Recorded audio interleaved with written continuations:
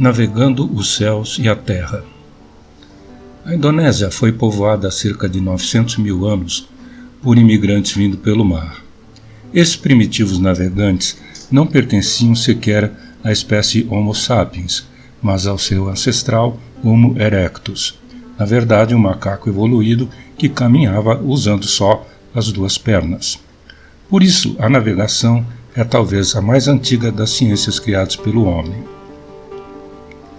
Ptolomeu foi considerado o primeiro cientista celeste. Depois do Almageste, a sua obra mais importante é a Geografia, que em 8 volumes contém todo o conhecimento geográfico greco-romano da época. Porém, o mapa é bastante deformado, sobretudo nas zonas exteriores ao Império Romano. Entretanto, na época de Ptolomeu, a diferença entre astronomia e astrologia não era muito clara, e por isso algumas conclusões não são exatamente científicas. O grande mérito de Ptolomeu foi, baseando-se no sistema de mundo de Aristóteles, desenvolver um mapeamento baseado nas observações babilônicas para descrever os movimentos do céu. O primeiro mapa a nos chegar intacto foi construído na Grécia por Ptolomeu. Esse mapa representa a geografia da Terra até então conhecida, e foi usado até a Idade Média. A geografia de Ptolomeu introduziu o sistema de latitudes e longitudes como hoje usado. Escreveu métodos de projeção cartográfica e catalogou cerca de 8.000 cidades, rios e outras características importantes da Terra. Infelizmente, não havia na época nenhum meio satisfatório de determinar longitudes.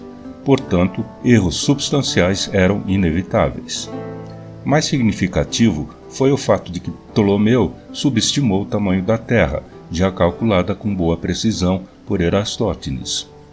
Esse grande erro sugeriu aos navegadores posteriores, incluindo Colombo, que uma viagem para o oeste da Europa, para a Índia, não seria tão distante como acabou por ser.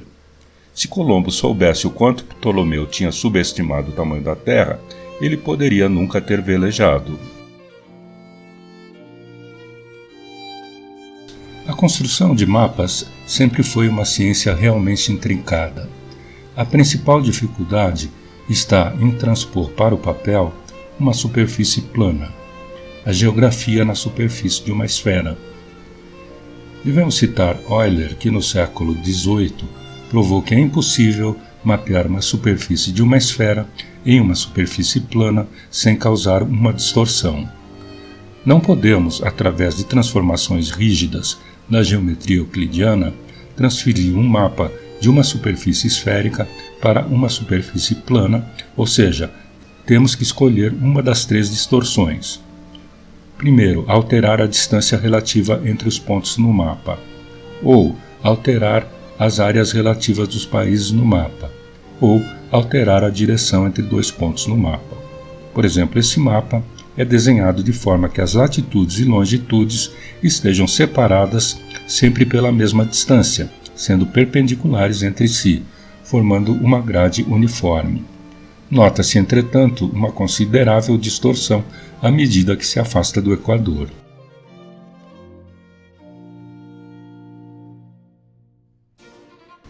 A projeção cilíndrica. Então, necessariamente, um mapa da Terra transferido em uma folha de papel terá que sofrer distorções. Na cartografia, a ciência que estuda os mapas, existem diferentes tipos de mapas desenvolvidos para finalidades específicas.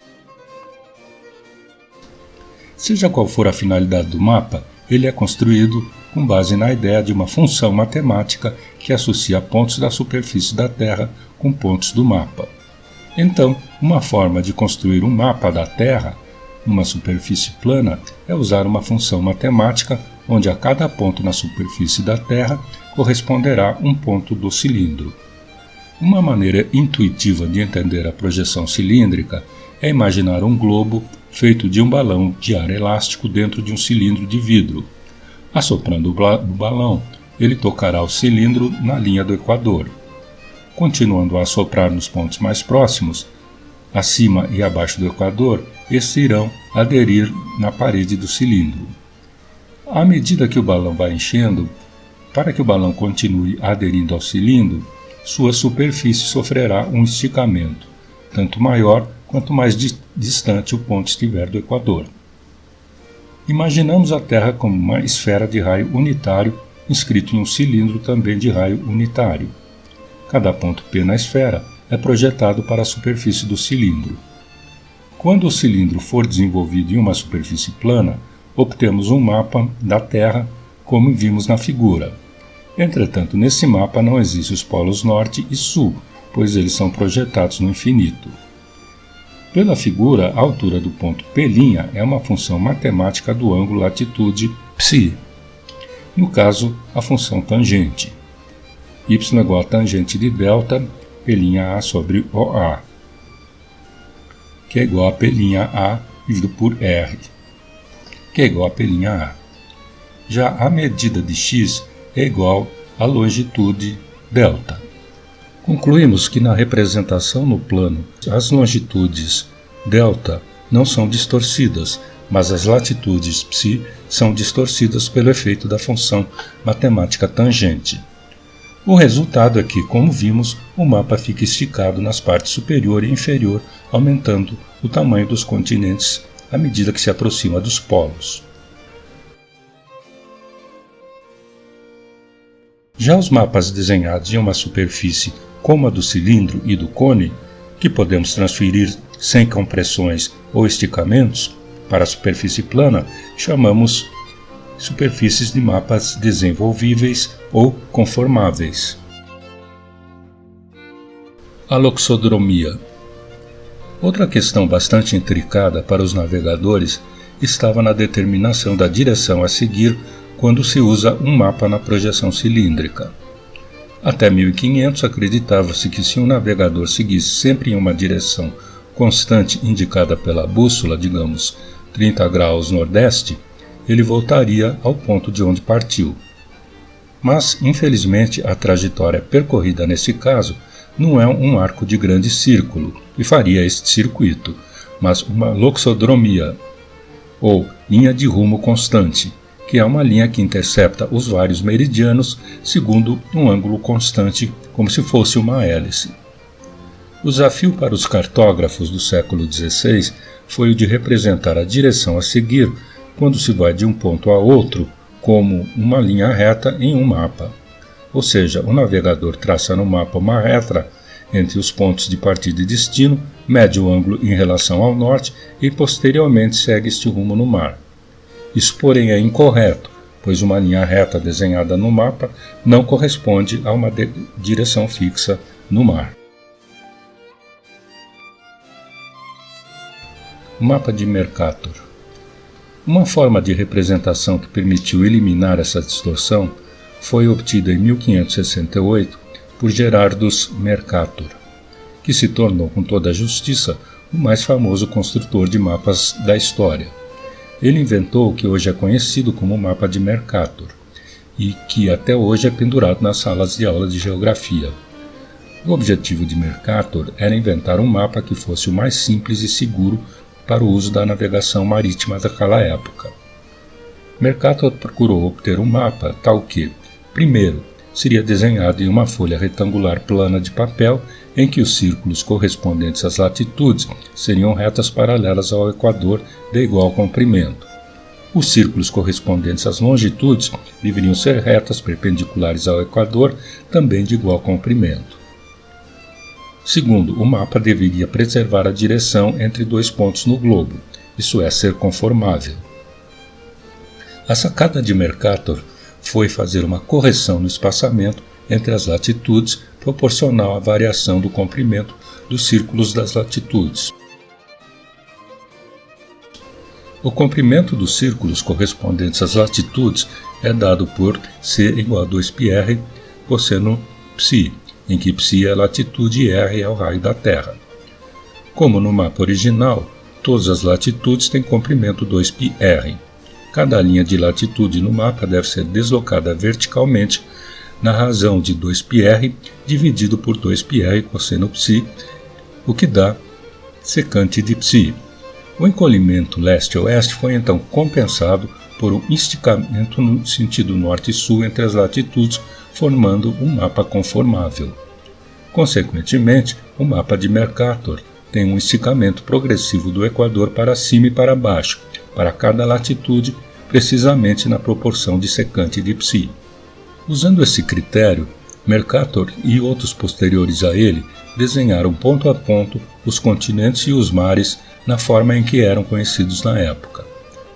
Mas como a superfície esférica não é topologicamente equivalente a uma superfície plana, o problema da distorção efetivamente não tem solução. No mapa de Mercator, as áreas próximas ao polo são fortemente distorcidas. Por exemplo, a Groenlândia tem quase o mesmo tamanho da África.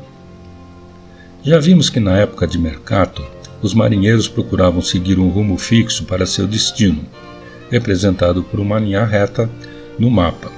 Hoje sabemos que essa linha reta entre dois pontos do mapa representa uma distância maior que a percorrida em um grande círculo.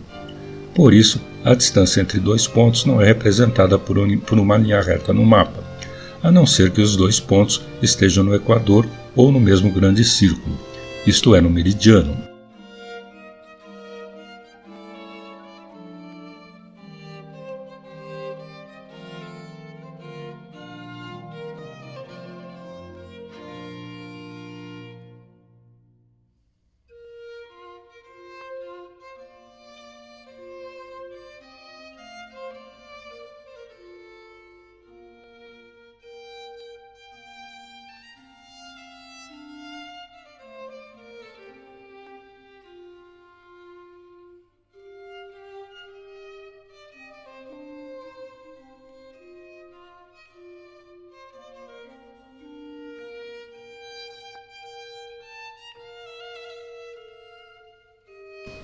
A paralaxe. No início do século XIX, o tamanho do sistema solar era relativamente conhecido, embora os planetas Netuno e Plutão não tivessem sido ainda descobertos. O método usado para determinar distâncias no sistema solar era o método da triangulação, chamado paralaxe. Por exemplo, usando uma imagem fora de escala, para medir a distância da Terra à Lua, colocamos dois observadores em pontos extremos da Terra. Ao observarem a Lua, cada um deles verá o satélite contra um fundo de estrelas ligeiramente diferente. Comparando suas fotos com um atlas celeste, eles medirão o ângulo 2α e naturalmente terão alfa. Então basta fazer a distância do centro da Terra até a Lua é igual a raio da Terra dividido por seno de alfa. O físico alemão Bessel anunciou em 1838 que a 61 Cygni mostrou um paralaxe de 0,314 segundos, que é igual a 0,00009 graus. Seu procedimento foi o seguinte: na figura, a Terra é representada em duas posições opostas de sua órbita em relação ao Sol. Então, analisando a figura, obtemos que x igual ao raio da órbita da Terra, r, dividido por seno de alfa, o que dá 9,85 vezes 10 a 13ª quilômetros. Como distâncias dessa grandeza são medidas em anos-luz, isso dá 10,1 anos-luz. Ou seja, a luz emitida por 61 Cygni leva cerca de 10 anos para chegar à Terra. Assim, sendo o primeiro a medir o espaço interestelar, devemos a Bessel a primeira evidência da efetiva dimensão do universo e o início da exploração além do sistema solar. Mais do que isso, esta foi a primeira prova da revolucionária ideia de Copérnico de que o Sol é somente um entre a miríade de estrelas espalhadas em tremendas distâncias no espaço infinito.